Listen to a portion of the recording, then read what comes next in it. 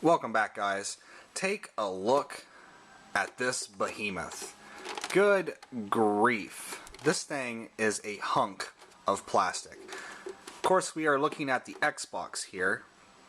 And this is my original Xbox from, God, I don't even remember when I bought it. But I bought it for one reason, and one reason alone. The reason most people bought this thing, and that was to play Halo. This was back in the day when Halo was such a force to be reckoned with that people would buy this machine to play it. Essentially all this is, though, is a PC just housed in a big plastic shell. Compared to, say, like the intricacies of the PlayStation 2 and the GameCube, this is nothing more than just a PC environment. So that's kind of weird and cool. But, people kind of laughed about Microsoft being in the game business back in the day. And it really took the success of this machine and franchises like Halo and, Panzer Dragoon Orta on here. Well, not Panzer Dragoon Orta, that was more of a cult hit. But, games like Halo to really sell this thing. This was kind of the next evolution of playing GoldenEye with your friends. You'd go over, I remember grabbing a small TV and taking my Xbox to another friend's house and, setting up a huge LAN party, and then we'd each have our own TV. That was, pretty wild today. You guys, with your online gaming today are really missing out on that experience. But let's try to, not hurt my back here and haul this thing out of the way. And let's take a look at the games. And first up here we have Brothers in Arms, Earned in Blood. I'm not a big shooter fan, but I really enjoyed this. This is more of a tactical shooter. You have to command your, you have like 3 extra squad mates with you, and you have to like command them to take positions to kind of outflank the enemy and stuff. Really interesting. I really quite enjoyed it, and I kind of do want to go back and play it again, but when you have all these new games here sitting here staring at you, you can't really go back and replay a lot of the old ones. Just don't have the time to do it. Crimson Skies, a very fun air combat game. I really love this alternate 1930s, 1940s aesthetic to it. Really fun game, really fun world. I highly recommend it if you guys have an Xbox. Go check it out. Deus Ex, The Invisible War. Now, of course, Human Revolution just came out not too long ago. This, I really wanted to get into it, especially after playing Morrowind, but I don't know, there's just something about it. I can't get very far into it, and I keep coming back to it and trying to play it again and again, but I just can't get into it for some reason, and it's right up my alley, it's kind of Mass Effect before Mass Effect came out. But I do want to get Human Revolution on the 360 and play that, but I think I might just have to let this one just sit in my collection, because I've tried playing this like 4 or 5 times, and I just can't get into it. Then we have Dreamfall, The Longest Journey, which I've been buying a lot of these adventure games, these like PC adventure games on the system. I really need to get around to playing them, but this looks really interesting. Alright, guys, now this was Oblivion before Oblivion, okay, Morrowind, which a lot of people couldn't wrap their heads around when it first came out. I remember I had a friend who was playing it, and he's like, yeah, I kind of like it, but I don't understand it. And, this was really, in some respects, I kind of like this a little bit more than Oblivion. Like, Oblivion, I thought, got a little too easy with being able to jump around on the map. I think they're going to fix that in Skyrim by making you have to find all the places first, and then you can jump to them. But in this one, you have to hoof it across that huge world to get anywhere. And there's just something about that I really kind of enjoyed. You get to see a lot more of the world in Morrowind than you get to see in Oblivion. But definitely, if you have interest in the Elder Scrolls series, definitely go back and take a look at it. And we have the first Fable here. I really enjoyed Fable 1 when it came out. Then I got Fable 2, and I didn't enjoy it as much. And then I really have no interest in buying Fable 3. But when this first came out, I did really enjoy it. And this is one of the exclusives for the Xbox that I'm talking about. If you guys want to get into Xbox collecting, it's really about the exclusives. So, it's pretty good. Gun Valkyrie. Now, I just got this not too long ago, so I haven't got around to playing it yet, but it's a Sega game. Definitely looks interesting. It kind of, farted around with it a little bit. It's a 3D, action shooter game, so looks like it'll be pretty fun. And we have Half-Life 2, which, most people say is one of the best shooters out there. I just picked it up, found it at a half-price books for like $3, so I picked it up. And I haven't played Half-Life in a long time, so I'm looking forward to playing it. I'm not a big shooter person, but I do kind of like these ones that are very story-driven. And then, of course, the reason everybody purchased the system back in the day, Halo 1 and Halo 2. I love Halo 1, and I still, out of the numbered series, Halo 1, 2, and 3, I still say this is my favorite Halo. If I include ODST, then it'd be ODST. I don't know what it is about ODST, but I loved ODST, and I haven't got Reach yet. But then we get to Halo 2, and this felt really rushed. The graphics hiccup all the time. The story, it has that.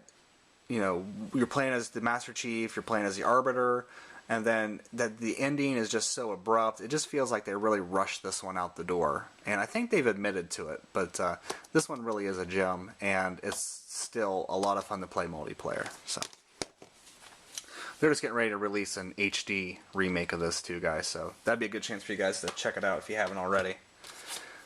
Indigo Prophecy, which was released everywhere else as Fahrenheit. This is by Quantic Dream, who did Heavy Rain on the PS3, so it's kind of got that same feel to it. I've played this, I tried to play this quite a bit, but it gets to a point where like the game freezes, so I don't know if it's just a bug in the game, or I need to look at the disc and maybe go get the disc buffed out.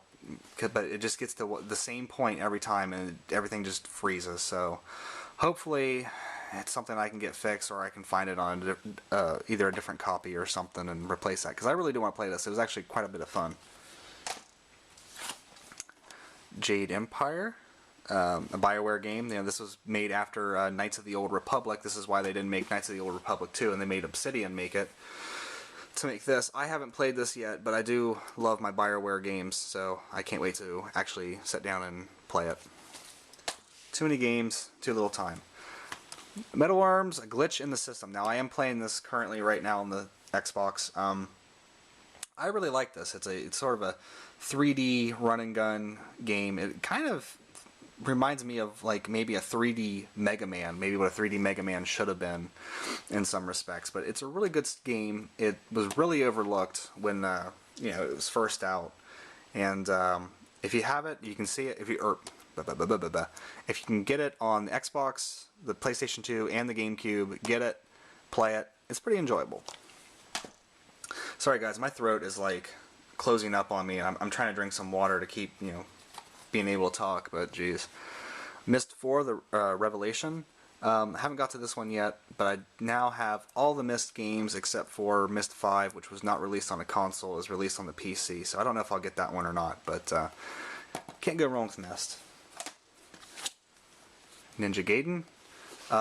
This is just like the old Nintendo games. They're super hard. Finally beat it, but man, at what a price. The big skeletal dragon in there, oh my god, I was stuck on that for weeks, but it's a fantastic game, fantastic graphics. Otogi Myth of Demons, I've heard this is a really, really good game for the system. There is a sequel. I haven't been able to find that in the wild yet. I mean, I can easily get it on Amazon, but there's something about finding these things in the wild that I just enjoy, so. Haven't got to it yet, but I really do want to give it a shot. And then this is probably my favorite game on the Xbox, Panzer Dragoon Orta. This is just amazing, guys. It's almost a work of art. Not just a game, but more of a work of art.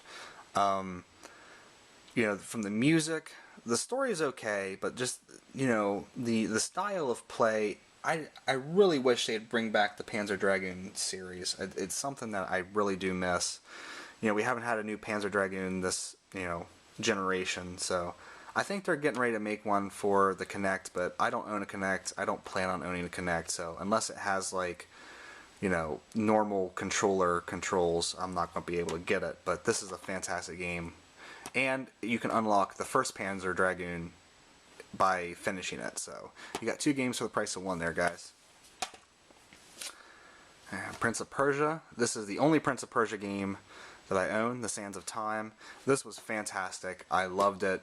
And then I rented the next one, which is they started making it really mature and like gritty, and I didn't like it as much. I wanted to give the new cel-shaded one a chance, but I kept hearing it was a bad game, so I think I'll just stick with this. This was a fantastic game, and it was the basis for the movie, so I don't know if you guys saw that or not. I didn't, and I'm not really feeling left out for not seeing it. And then this is a weird one. You have Jet Set Radio Future on one side, and then you have Sega GT 2002 on the other. And that's both on one disc, so I don't know if that'll affect the play or not, but I found this at a half-price books because I wanted to get this for Jet Set Radio Future, and then I just consider Sega GT 2002 an added bonus. But it's actually a pretty good deal if you like racers, but Jet Set Radio Future is the reason why to get it. Silent Hill 4 The Room. Now, if you've seen any of my other collection videos, you know that Silent Hill is my favorite series, favorite horror series, that is. But this one, I don't think it started out as a Silent Hill game. I think it started off as something else, and then they just kind of tagged Silent Hill onto it. But it's interesting. I like the idea of the room itself, like being trapped in that room and then using it as like a portal to get to, sort of Silent Hill. But it just didn't work as well as, coming off of the 1-2 punch of 2 and 3 being so excellent. This one just had a really hard time living up to where the series had been. And unfortunately, I haven't played 5 yet, and I haven't played Origins yet, but I've heard that the series has just really taken a turn for the worse. Hopefully Downpour, when it gets released, will be able to return to some of the glory that was Silent Hill 2. And we have Shenmue II. I actually have 2 copies of this. The first copy I bought a long time ago, and it was all gnarled up by a dog, and the discs were fine and everything was in it, but I found this for $5, so I had to get a nice pristine copy. I haven't got the Shenmue 2 yet.